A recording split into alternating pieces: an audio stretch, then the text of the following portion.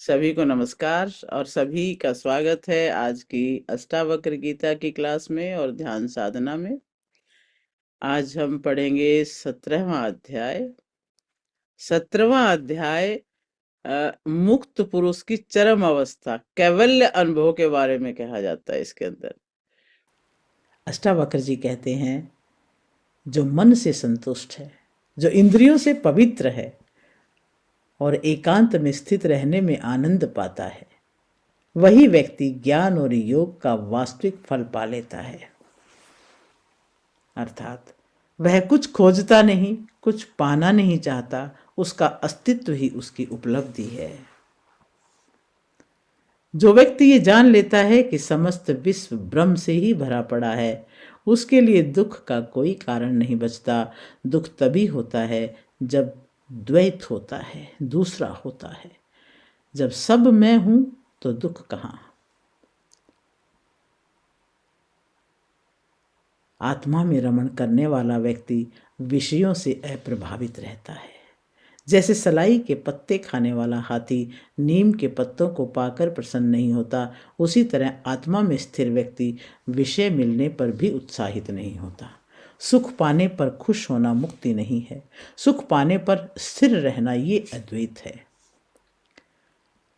अष्टावक्र जी कहते हैं कि जो मिला उसमें आसक्ति नहीं, जो नहीं मिला उसकी इच्छा नहीं।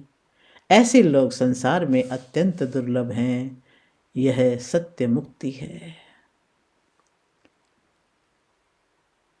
भोग और मोक्ष दोनों की इच्छा से मुक्त महापुरुष भी अत्यंत दुर्लभ हैं। कुछ लोग भोग चाहते हैं, कुछ मोक्ष चाहते हैं, पर जो दोनों इच्छाओं से परे हो जाता है वो सच्चा महापुरुष है। जहाँ इच्छा समाप्त हो जाती है वहाँ मुक्ति प्रारंभ हो जाती है।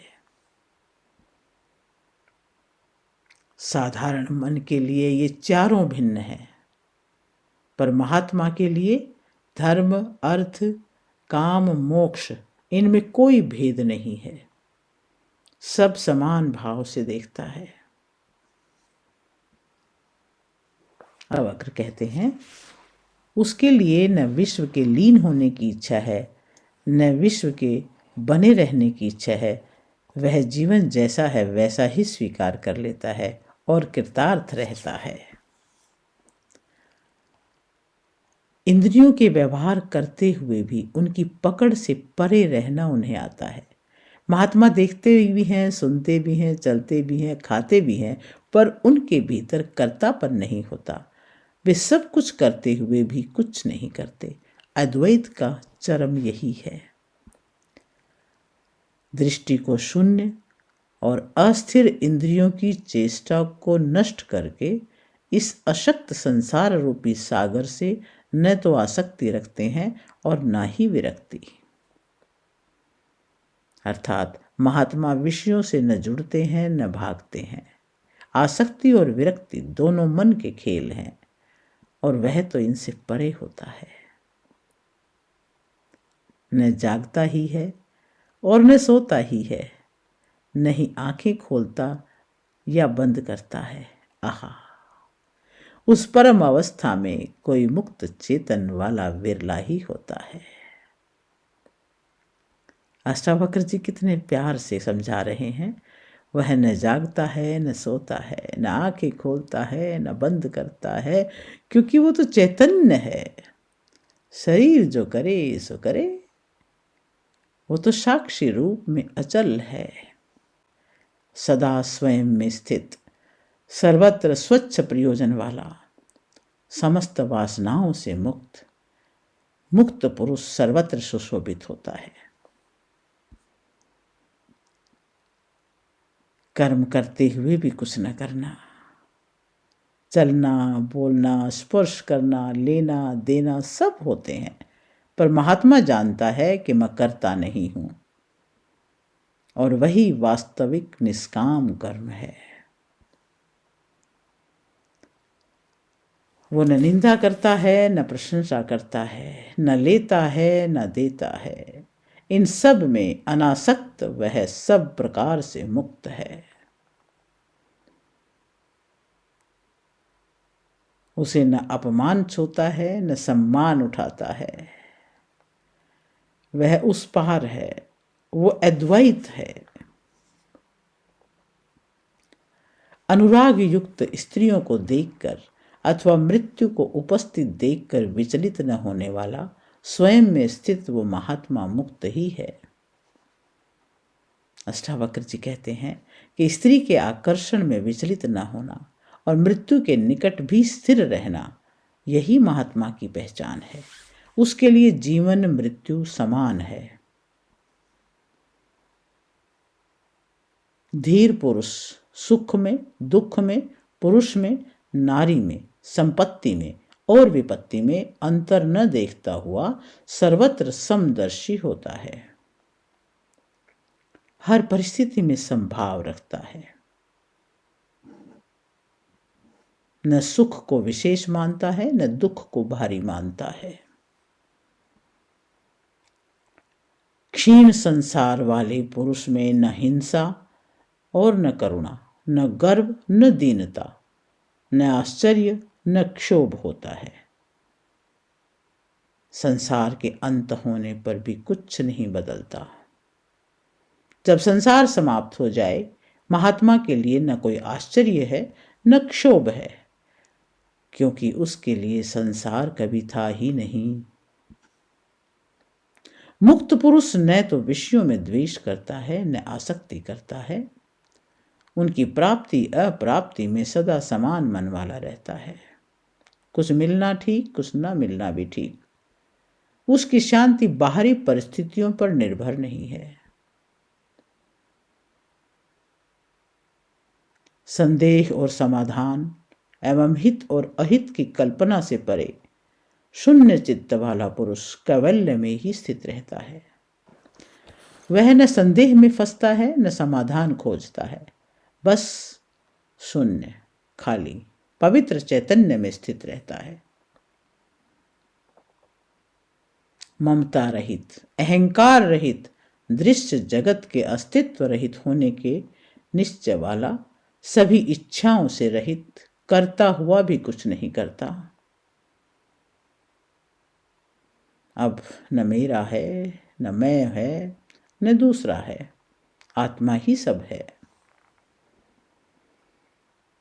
कोई भी मन की मोह, स्वप्न और जड़ता से रहित प्रकाशित अवस्था को प्राप्त कर मन की इच्छाओं से रहित हो जाए।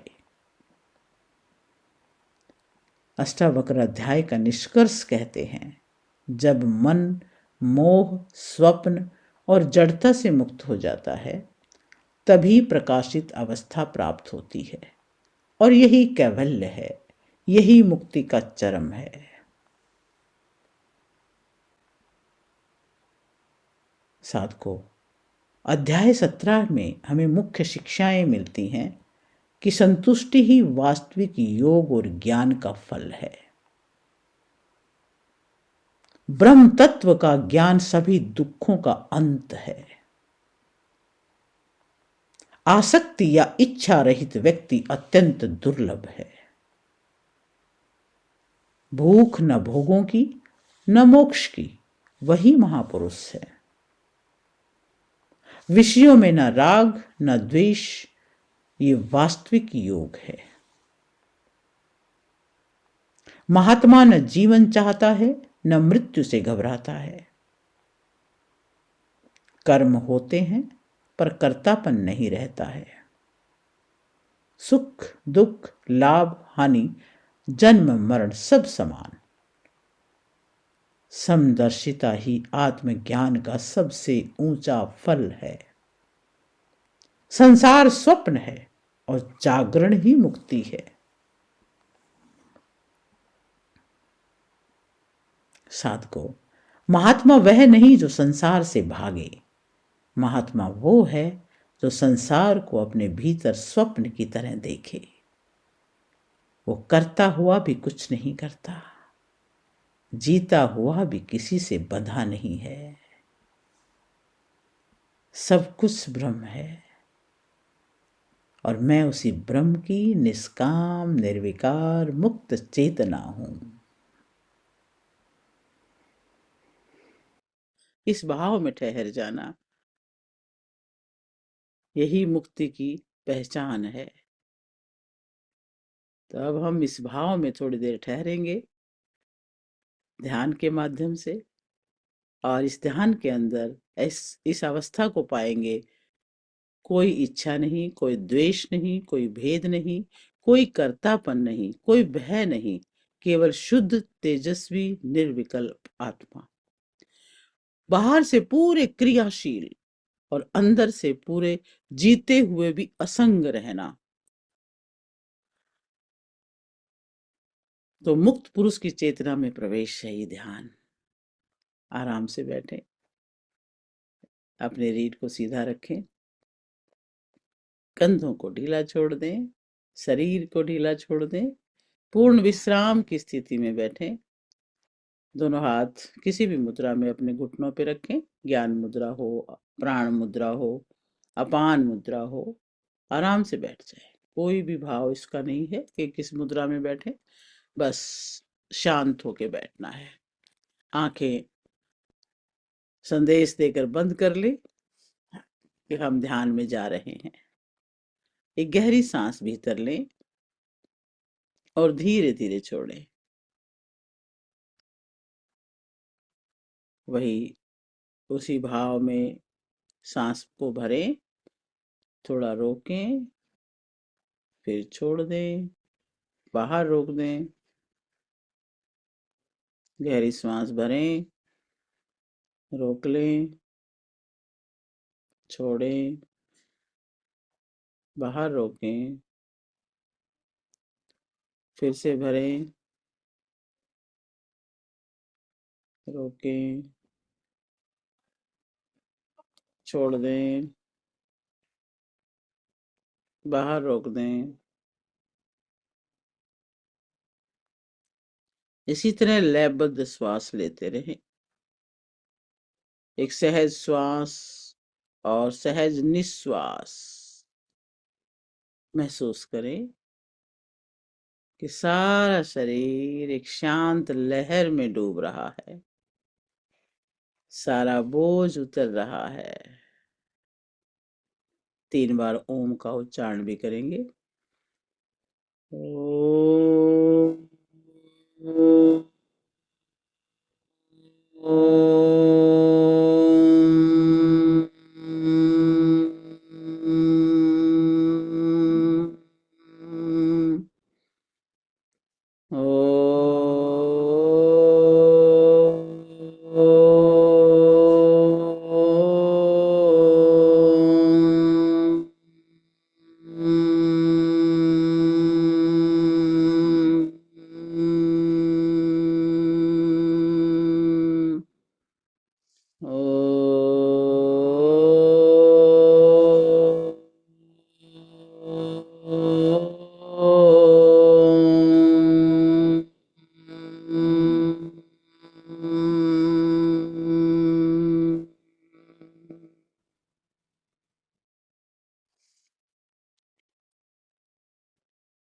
शांत, बिल्कुल शांत। अपने सांसों को देखें, आ रही हैं, जा रही हैं। आप न श्वास हैं, न शरीर हैं, आप साक्षी हैं। इंद्रियां शांत हो रही हैं, मन स्थिर हो रहा है। आप भीतर की आत्मा में उतर रहे हैं।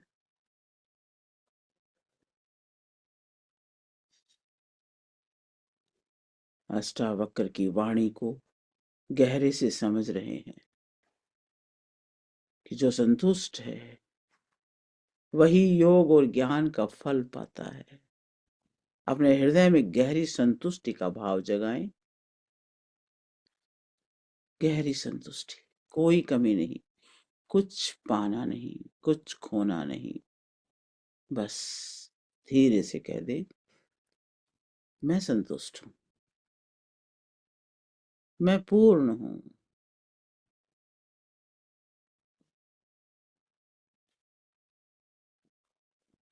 अब हमें भीतर ही कह दें कि पूरा विश्व ब्रह्म से भरा हुआ है। सब चैतन्य है। सब मैं हूं। जब सब कुछ एक है तो दुख कैसा? महसूस करें,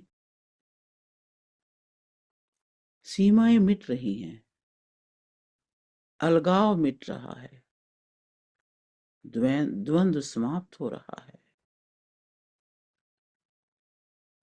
आप उस ब्रह्म की अनंतता से जुड़ रहे हैं। आपके चारों ओर, ऊपर नीचे अनंत ब्रह्म है। आप उसी में व्याप्त हैं और आपके अंदर वही व्याप्त है।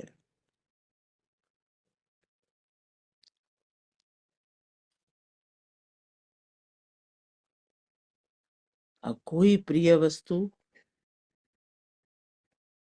याद करें, देखें, और देखें आपका कोई उत्साह नहीं उठ रहा है, किसी वस्तु की इच्छा भी नहीं है, क्योंकि जब विशालता पाली तो वो क्षुद्र सी बातें हैं। न प्राप्त वस्तु का मोह है, न ही अप्राप्त वस्तु की इच्छा है। और धीरे से बोल दें, मैं अनासक्त हूं, मैं स्वतंत्र हूं। और देखें कि ना भोगों का आकर्षण है और ना ही मोक्ष की इच्छा, क्योंकि मैं पूर्ण हूँ, मैं साक्षी हूँ, मैं ब्रह्म हूँ, मैं व्याप्त हूँ, अनंत हूँ।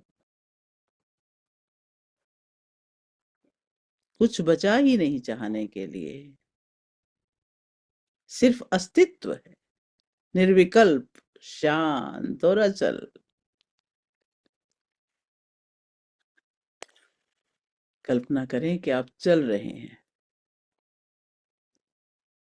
बोल रहे हैं, हिल रहे हैं, पर भीतर अनुभव करें कि मैं कुछ भी नहीं कर रहा, ये तो स्वयं घट रहा है।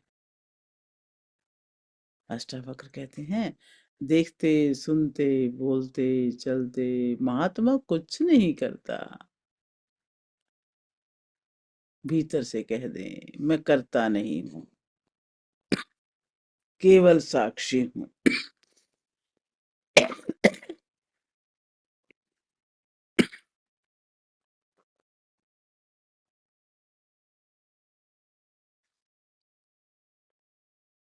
अब ऐसी स्थिति याद करें जहां आपकी प्रशंसा हो रही है, और देखें आपका मन शांत है।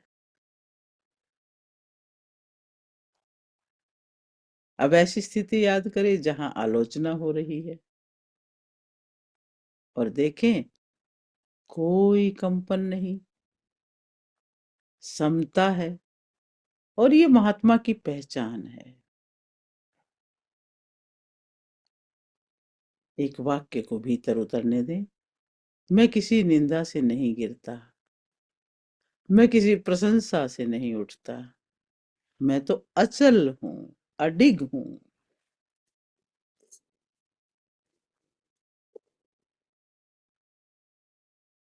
जीवन, मृत्यु, लाभ, हानि, सुख, दुख सब समान है। सभी पर सम दृष्टि है।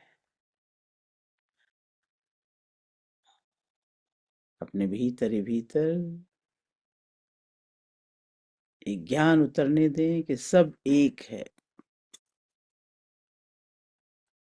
मैं सब जगह समान हूं।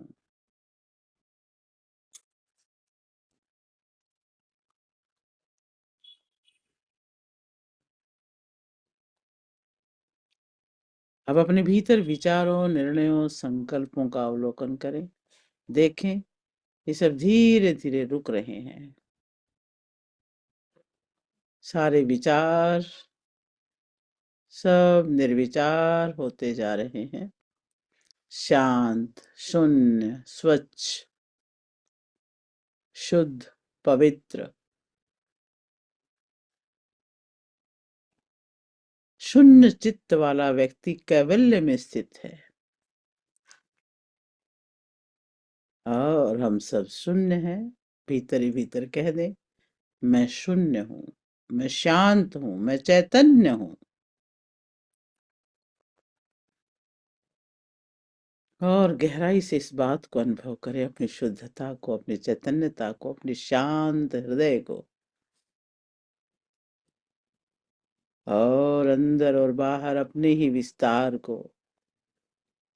ओम का जाप करें 3 बार और गहरे से जुड़ जाएं इस पूरे ब्रह्मांड से। ओम।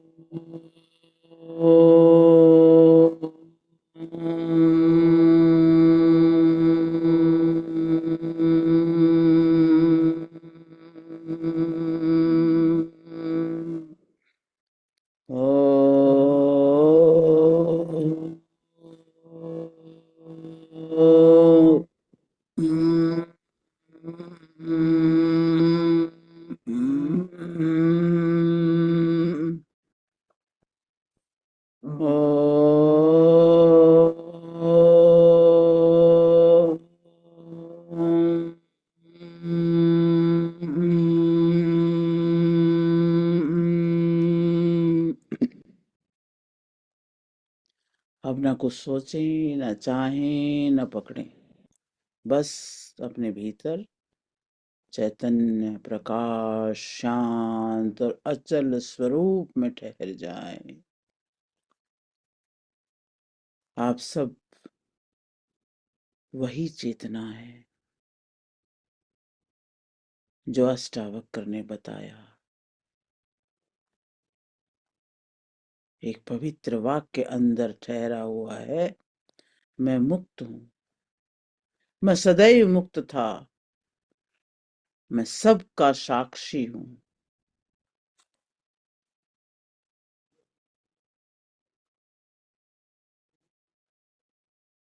और इसी भाव में आनंद से ठहरे।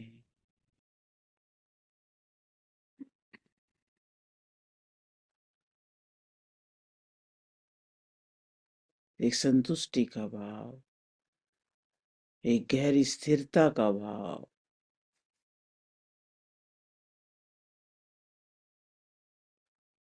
आपके हृदय में, आपके चेहरे पर हमेशा के लिए रहे।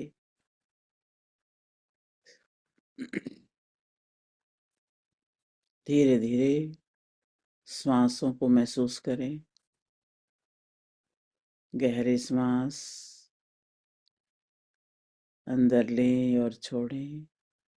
शरीर का बोध लाएं। हाथ पैरों को महसूस करें। आसपास के वातावरण को महसूस करें। अब आप लौट रहे हैं एक मुक्त चेतना के रूप में। और सत्य तो यही है कि हम कभी बंधे ही नहीं थे। पहचान ही मुक्ति है। स्वयं को पहचान रहे हैं कि हम मुक्त हैं, सदैव मुक्त हैं, साक्षी हैं।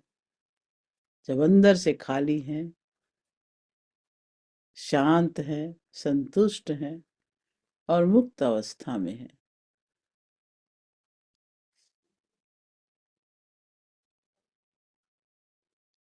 अपने दोनों हाथ हृदय पे रखें और अंदर अंदर इस संतुष्टि को, शांति को, अचलता को महसूस करें। इस विराटता को, इस मुक्त स्वभाव को, साक्षी दृष्टा भाव को, कैवल्य में स्थित अपनी उपस्थिति को।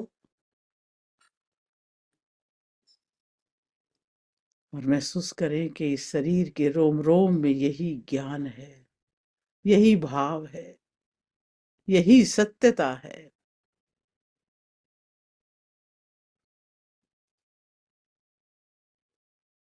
दोनों हाथ जोड़ें और इस शरीर को लाने वाले उस माता पिता को नमन। बुद्धि में ज्ञान देने वाले गुरुओं को नमन। इस जगत की हर वस्तु, हर व्यक्ति, हर प्राणी को नमन और धन्यवाद। सभी के लिए मंगल कामना। सर्वे भवन्तु सुखिनः, सर्वे सन्तु निरामय, सर्वे भद्राणि पश्यन्तु, मा कश्चित् दुःखभाग् भवेत्। ओम शांति शांति शांति। दोनों हाथों को रब करें। गहरी शांति का एहसास करते हुए दोनों हाथ गरम करके अपने आंखों पे रखें। आंखों पे महसूस करें गर्माहट। कानों पे रखें और चेहरे पर हाथ घुमाते हुए धीरे धीरे अपना समय लेते हुए स्वाभाविक अवस्था में लौट के आए। Welcome back, welcome back.